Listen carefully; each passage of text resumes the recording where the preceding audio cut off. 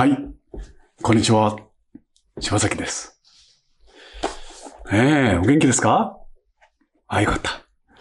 はい。柴崎もね、おかげさまで、この通りね、元気にやってます。さて、今回のテーマはこちらですよ。はい。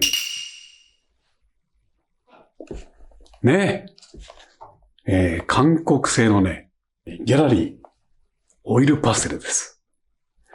48色入りですね。値段が2007件ぐらいだったかな。前回ね、同じようなね、オイルパステル、中国製のね、ものと比較して、いろいろね、検証してみたんですけども、今回は、こっちのね、ギャラリーさんだけを単独で取り上げて、実際に絵を描いてみようと思います。さあ、使い勝手はどうなのかね、実際に描いてみないとわからないし。またね、柴崎は何を描くかもね、同時にあなたもね、楽しみに見てください。はい。ね。早速やってみましょう。はい。これですよ。はい。ギャラリー。ね。オイルパステルですね。こうやってあれだね。やっぱり単独で見ると綺麗だね。さて。ではこれを使ってと。今日はこの厚紙に描きますね。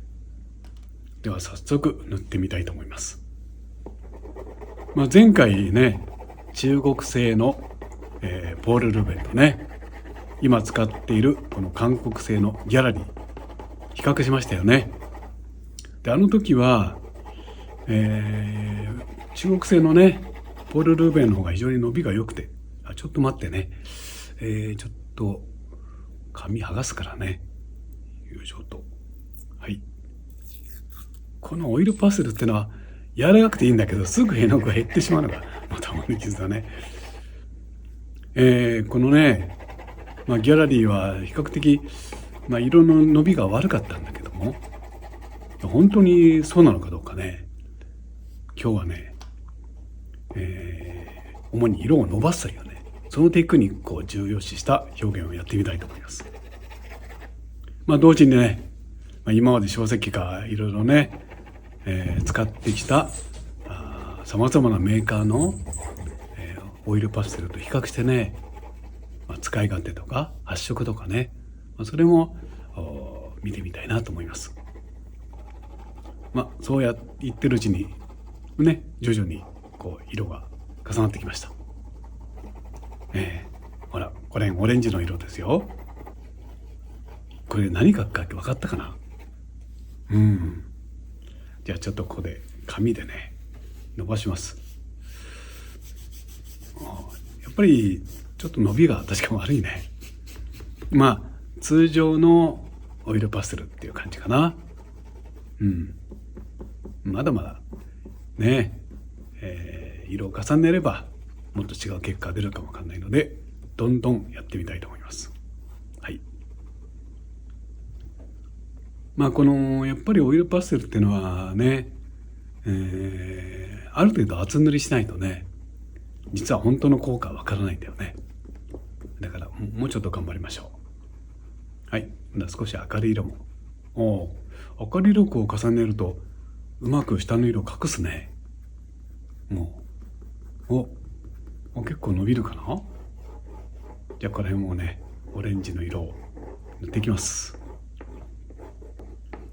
この、ギャラリーね、ソフトパステルも48色あるんだけど、それ一色一色のね、色の違いは、なかなかね、全部ってわけにいかないからね、大きな色の比較でその発色、そして絵の具のこのね、パステルの使い勝手ですね、そこら辺が評価のポイントかなと思います。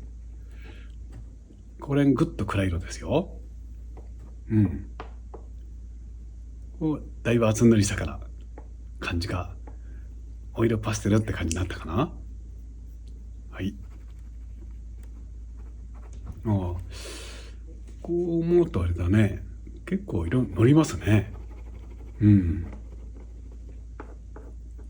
暗い色の上にまた明るい色をのせて、またさらに暗い色をのせてっていうね、この暗い明るいの絵の色を交互にのせても、それぞれ、ちゃんとこう主張してるかな、色が。ほら、今、こう明るい色をね、のせてます。通常、こう、不透明な画材は、ね、暗い色が先で、次に明るい色という手順なんですけども、こうするとね、本来のこの色の発色がよく見えるんですね。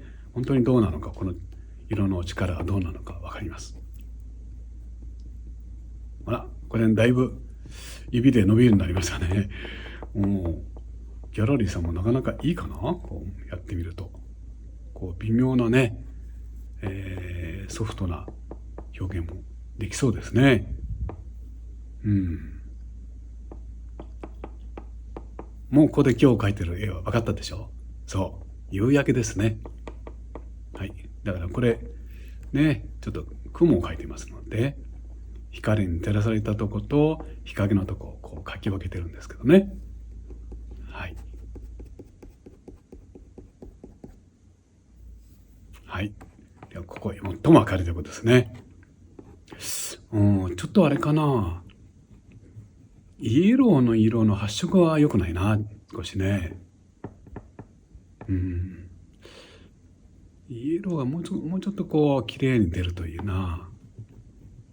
他の色がとても綺麗なんだけどね。黄色の系統の色が、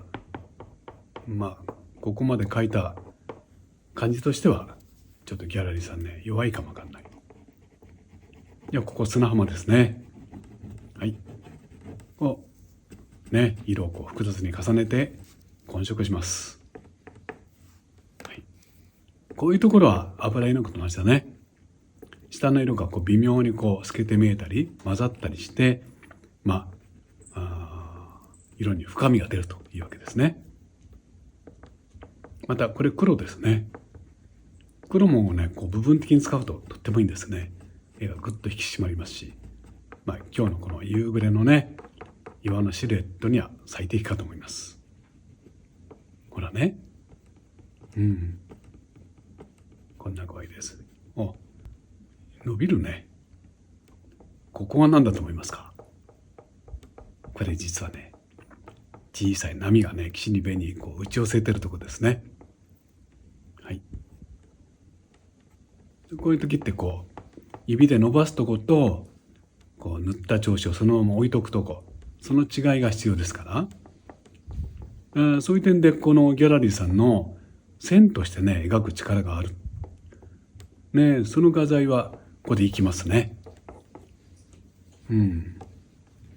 はい、こんなぐぐっとこのねギャラリーさんの線で描くという特徴を生かしてやってみましょう。これね、岩ですよ。はい、色も重ねます。はい、もうここまで来るとね、結構このオイルパステルね、色が重ねました。色がね重なったのでね、こうなんかねっとりとしたとかね、しっとりとしたというか、そう指に吸い付くような心地いい感じがします。はい、これねかすらせて、さてね、カッターナイフの登場です。はい、こうやってね、今岩のねこう光が少し当たった雰囲気を作ってます。こう引っかくと最終塗った色がね下から出てきて面白いんですね。はい、どうでしょうか。前景になってきたので、少しこう点描風にね、さまざまな色を置いてみたいと思います。こうですね。この点描風によっても、もうここまで厚塗りするとギャラリーさんのこのオイルパステルもしっかりくっつきますね。そして何よりもこういうとこだよね。このギャラリーさんが実力を出しそうなところは、こう線として描くところ。はい。こんなとこだね。よいしょと。さあ、では空に少し色を加えて、もう大体できたかな。ね、こんな雰囲気です。はい。これで、出来上がりですね。はい。はい。書き上がりましたよ。ね。これでした。はい。そうですね。中国製のね、ポール・ルーベンと比較したときは、このギャラリーさんの、このオイルパステルね、少しこう、なんか伸びが悪いなとかね、言ってたんですけども、実際こう、厚く塗ってね、伸ばしてみたら、でも、そこそこ、よく伸びました。ねえ。で、よく伸びたと同時に、やっぱりこの、ギャラリーさんのね、少し固めのオイルパステルの持ち味である、この線で描くっていうね、ここら辺の表現ね、柴崎喋っていたでしょ？結構うまくできるのね。うん。だから、まあ、2000、ね、700円、800円で買えるんだから、いい画材だなと思いました。まあ、ただちょっとこのあたりのね、イエローの発色が少し悪いのかなって、まあ、それは、まあ、ちょっと気になったんですけどね。